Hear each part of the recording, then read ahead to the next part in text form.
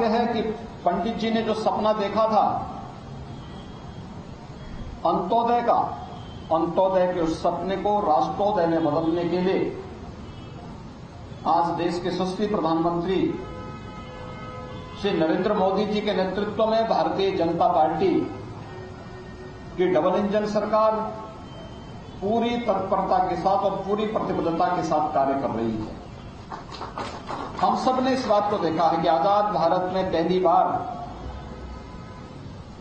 बिना भेदभाव के समाज के अंतिम तबके पर बैठे हुए व्यक्ति के लिए एक शौचालय की व्यवस्था होती है। बिना भेदभाव के हर व्यक्ति के लिए एक आवास की व्यवस्था होती है। बिना भेदभाव के हर व्यक्ति को ऊर्जा के लिए, घर के ईंधन के लिए उज्ज्वला योजना के कनेक्शन उपलब्ध होते हैं।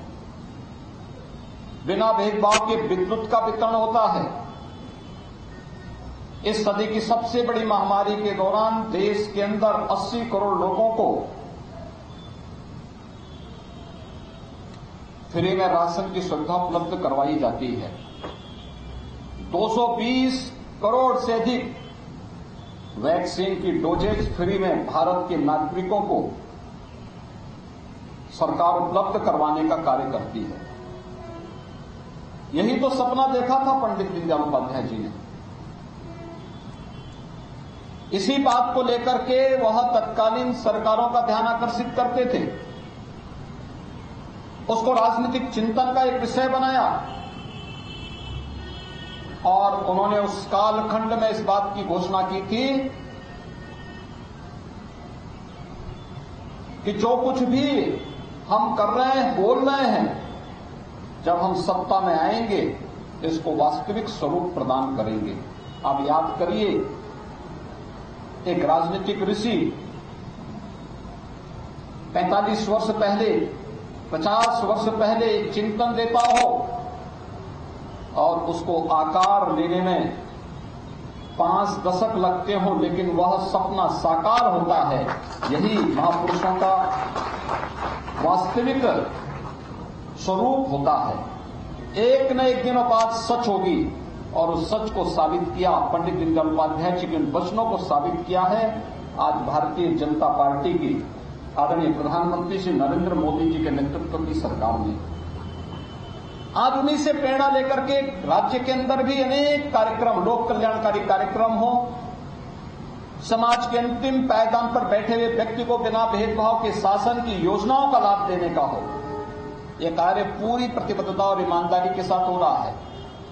सरकार की नौकरी निकलती है बिना भेदभाव के। उत्तर प्रदेश का कोई भी व्यक्ति जो अर्हता रखता है उस नौकरी के लिए आवेदन कर सकता है और उसमें अपनी योग्यता के अनुसार स्थान प्राप्त कर सकता है। उसके साथ जाति, मत, मजहब के आधार पर कोई भेदभाव नहीं होता है। वो अगर उसके लिए अर्ह है उसे उसका जगह मिलना ही चाहिए। कोरोना जैसी महामारी के दौरान जब दुनिया पस्त थी, कुछ तय नहीं कर पा रही थी क्या होगा, तो फ्री में राशन उपलब्ध कराया जा रहा था। इससे पहले की सदी में आई हुई महामारी, इस बात का उदाहरण हम सबके सामने है।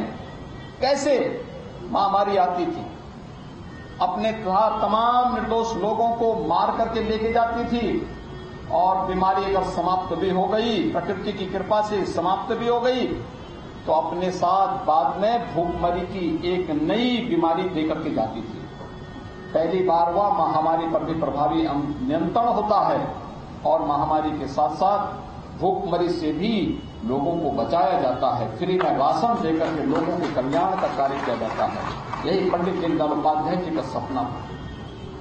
उस सपने को साकार कर रही है डबल इंजन की सरकार।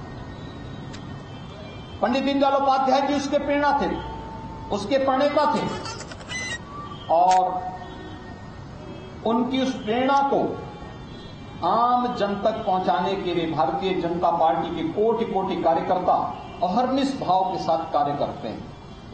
याद करिए, अगर ये चिंतन अन्य राजनीतिक दलों में होता तो कोरोना जैसी महामारी के दौरान जब हर व्यक्ति अपने को बचाव कर रहा था, तब भारतीय जनता पार्टी सेवा ही संगठन है का मंत्र नहीं देती है।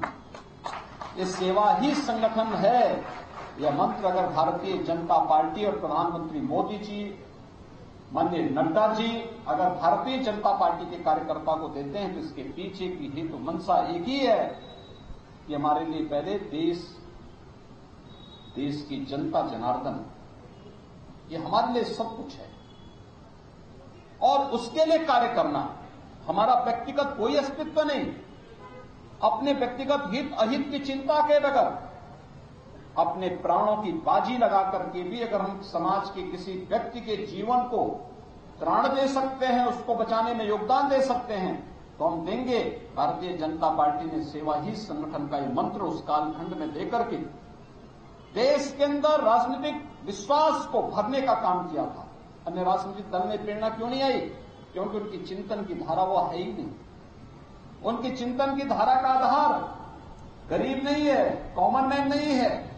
उनके चिंतन की धारा का आधार समाज के अंतिम पायदान पर बैठा हुआ व्यक्ति नहीं है और यही कारण है कि वे लोग उस दिशा में सोच भी नहीं सकते। इसलिए भाइयों बहनों, आज जब हम यहां पर पंडित दीनदयाल उपाध्याय जी की इस पावन जयंती के साथ पावन पुण्यतिथि के अवसर पर यहां पर एकत्र हुए हैं, इस अवसर पर ऐसे महापुरुषों का स्मरण और उनके आदर्श हम सबके लिए नई प्रेरणा के बिंदु बनेंगे। मैं इस अवसर पर महानगर भारतीय जनता पार्टी को धन्यवाद देता हूं कि उन्होंने यहां पर आज हम सबको इस कार्यक्रम के साथ जुड़ करके पंडित जी को स्मरण करने का एक अवसर दिया है। मैं इस अवसर पर राज्य शासन की ओर से, प्रदेशवासियों की ओर से पंडित दीनदयाल उपाध्याय जी के इस चरणों में नमन करते हुए, उनकी स्मृतियों को प्रणाम करते हुए अपनी विनम्र श्रद्धांजलि अर्पित करता हूं। जय हिंद। तो पंडित दीनदयाल उपाध्याय की पुण्यतिथि पर मुख्यमंत्री योगी आदित्यनाथ को आप सुन रहे थे, जिन्होंने याद किया, श्रद्धांजलि दी। हमारे लिए देश और जनता सब कुछ, ये बात मुख्यमंत्री योगी आदित्यनाथ कहते हुए नजर, अपनी जान देकर भी सेवा करेंगे।